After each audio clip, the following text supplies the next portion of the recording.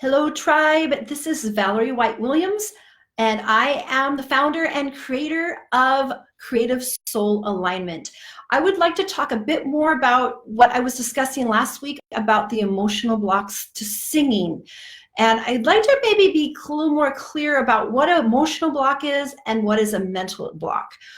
One of the things I've realized in my spiritual work and training is that people tend to be confused about what emotion is and what a mental thought is.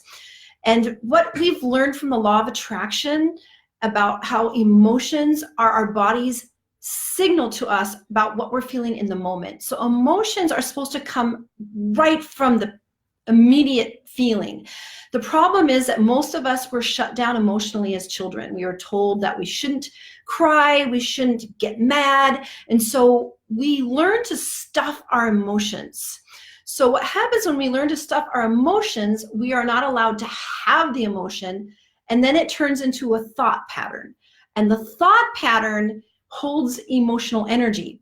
So we tend to confuse emotions with thoughts and thoughts with emotion. And I do have a little note so I can remember. We think about our emotions. So we think emotional, like we have an image picture of something that happened to us in the past. Like say, like for example, I went to a birthday party once at a friend's house and they didn't want me there and they told me to go home. And I wasn't invited to the slumber party even though I was a friend. Okay, so that's like an example of an emotional picture that can be in my space. So the emotion behind that is no one likes me, I'm not wanted, things like that. So when we pull up that emotional picture, we can sometimes feel the emotion in that, but the emotion isn't real. It's like watching a movie. But when we look at that emotional picture, the emotions will come up and we think that there's emotion there, but it's just like a frame from a movie theater that may still have emotional energy on it, but it's a mental picture. Likewise, we also, let me check my notes, emotions are based on our thoughts. So we can imagine a thought of, oh wow, that time where I was thrown out of the house and I was told to go home. And so that is that an emotion or is that a thought? Well, it's not really an emotion because it's not happening in the moment. It happened in the past. So I can bring it up and I can look at it and say, yeah, I had emotion at the time, but it's not the emotion in the moment. Where most of us, when we have an emotion in the moment, we tend to stuff it. It's not appropriate. So our emotions are meant to flow through us in the moment, and we can identify the emotion.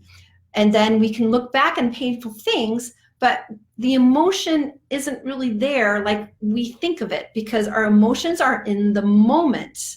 So how do we get through all this stuff? How do we get through if we're blocked with our emotions and our past? Is that basically you have to go into your past and kind of see if you can separate the emotions and the thoughts because they start to merge. And then we think, oh, I can't do this because it was so painful, and I do it, I'm going to experience the pain again. But again, it's just the mental image pictures that are storing emotional frequency. And there's tools and tips and ways and techniques to remove the emotional energy from these past time experiences that are holding you back. Because basically, it's just your story.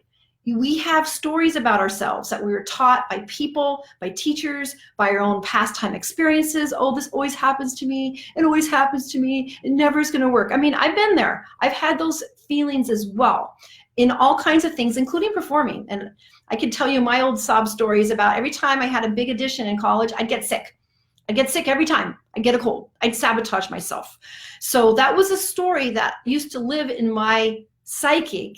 So every time I had a big time audition, I'd sabotage myself and get sick because that story was being energized.